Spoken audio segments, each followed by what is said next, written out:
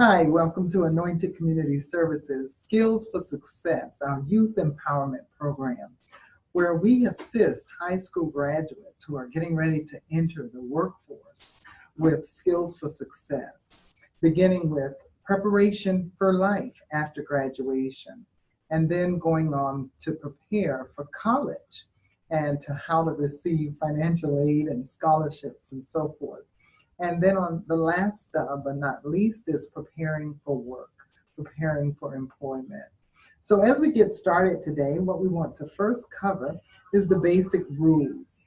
The basic rules for our classes include respect for one another, listening attentively, obeying the rules, and when it's time to stop an assignment, that the individual students would obey those rules. And basically, these are the golden rules: do unto others as you would have them do unto you. So starting out today, we're going to talk about planning and goal setting. It's important to plan. Once you set a goal, I asked one of the students in one of the classes, what is the difference between a plan and a goal? I want you to think about that for a little bit. There is a difference between a plan and a goal. A goal is a long range, or it could be a short range, idea or purpose that you would like to achieve, an objective, so to speak.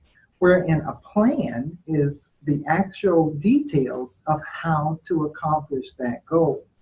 So what we teach in our sessions is to have what we call SMART goals. They must be specific, they must be measurable, they must be attainable, they must be realistic, and they must be timely. So as you begin to plan for your future, as you begin to set your goals for what you want your tomorrow to look like, it's important that you make SMART goals, you set a plan, and you accomplish it. How do you accomplish it? Well, with every goal or every plan, it takes discipline. I often tell the students that with any segment of life, it takes discipline. Whether it's with eating, whether it's with exercising, whether it's with studying, whether it's with finances, life in general requires discipline. Because you see, you can set a goal and you can lay out the plan, but if you're not disciplined to follow through, it will never happen. So we teach that the most successful men and women have great discipline in their lives, where they purpose in themselves to create a habit so that that habit will help them accomplish their goals. So what is the definition of discipline? Discipline is a conscious effort to birth a habit. Right, a conscious effort. It takes a conscious effort to get up in the morning, brush your teeth, comb your hair. You can't just lay in bed and say, oh, I don't feel like getting up. You have to make an effort, put your feet outside of the bed, get up, go to the bathroom, and begin your day. Well, once you do that step and you begin to discipline yourself to get up at the same time every day, then it becomes a habit. Psychologists say that it takes about 30 days for one person to create a habit. Doing the same thing over and over at the same time of day helps you to create a habit. So first it takes the discipline, and then the discipline itself creates the habit as you continue in that way.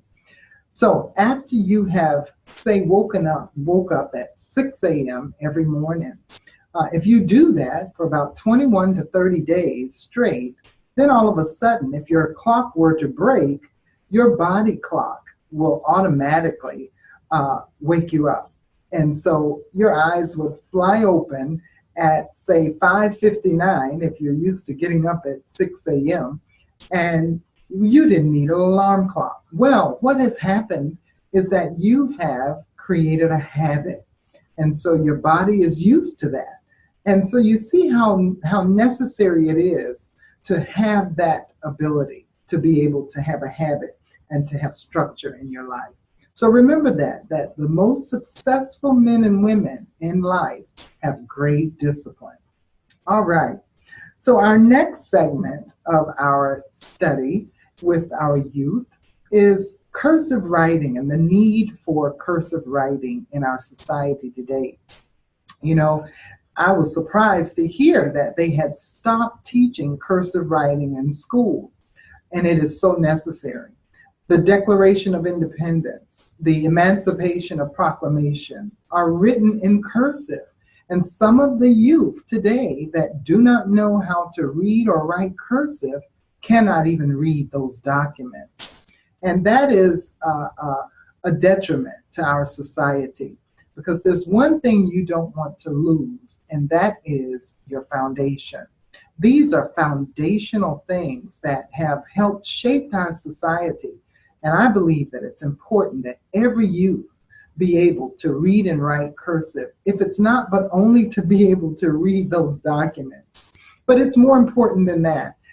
Cursive writing is needed to sign paperwork, legal documents, if you were to purchase a home or purchase a car or anything for that matter. At a bank, to open up a bank account, they ask you for your signature so that when you sign your checks, they can detect fraud.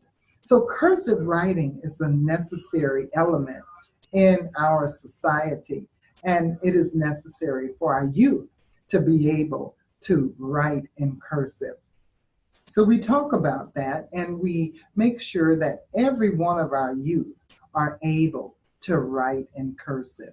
So we give you an assignment wherein, if you do not know how to write in cursive, we will give you the proper diagram for writing your ABCs and all of the alphabets in capital cursive and in lower cursive, so that you can be able to effectively sign your name on any legal document.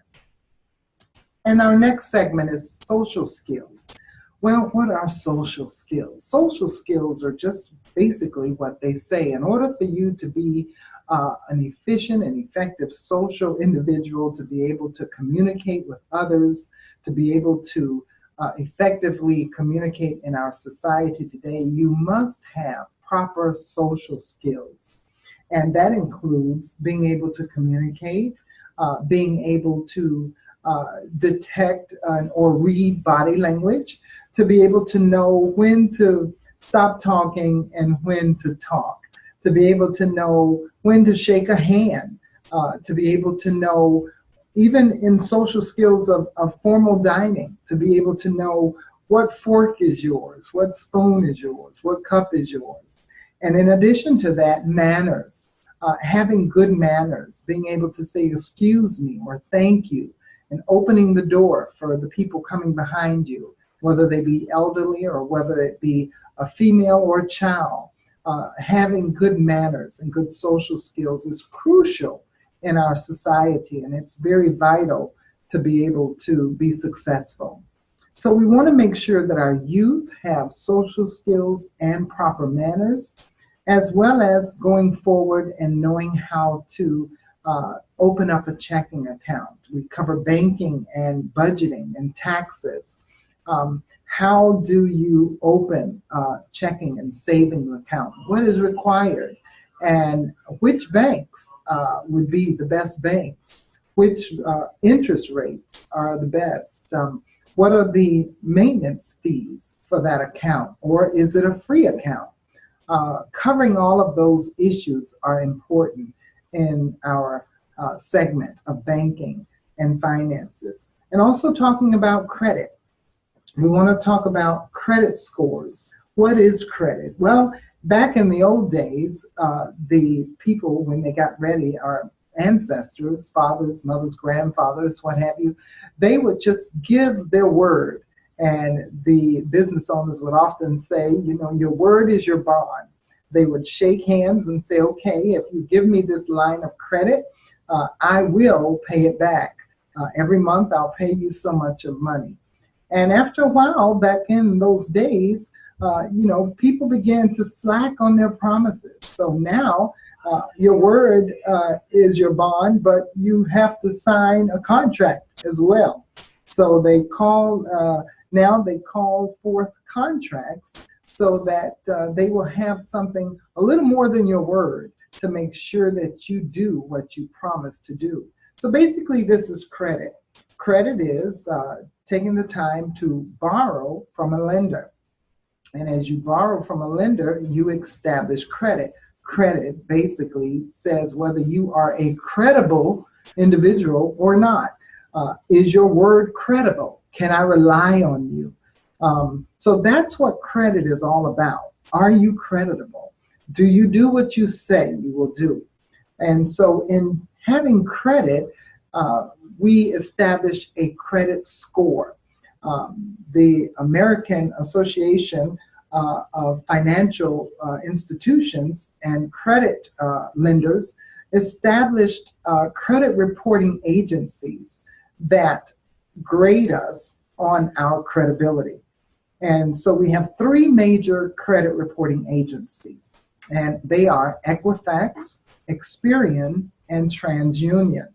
So when creditors want to see whether you are credible, they will acknowledge and ask from one of those three credit aid bureaus whether or not you are credible and what is your score. So we talk about the credit scoring system, credit rating per se.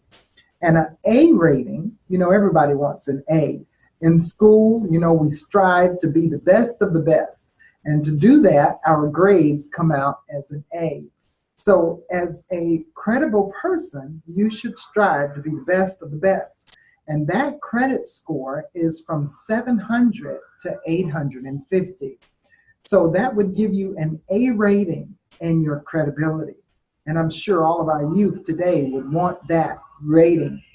But in case you don't attain to an A, you do have an option to attain to a B.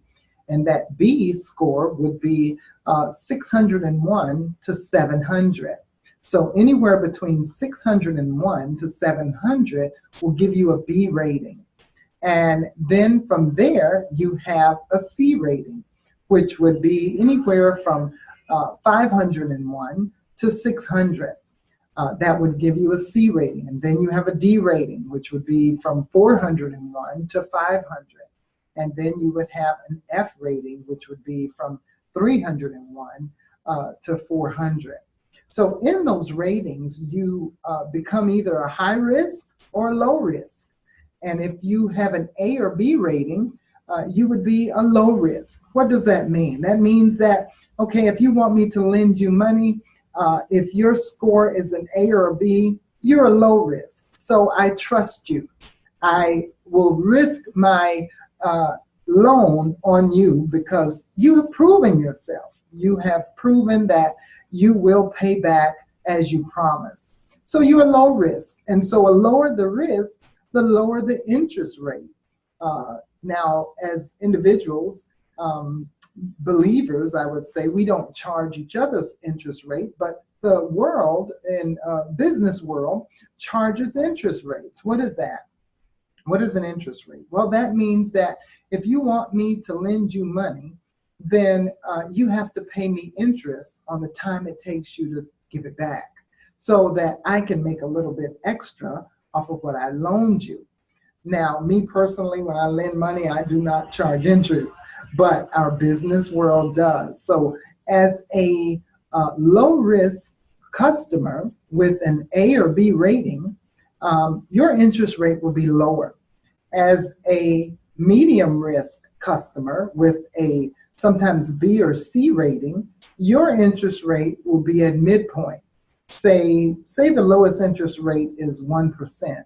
Well, the midpoint interest rate might be 3%, wherein the high interest rate might be 7 or 8. So the higher the interest, the more money you have to pay back to the lender on top of what you borrow.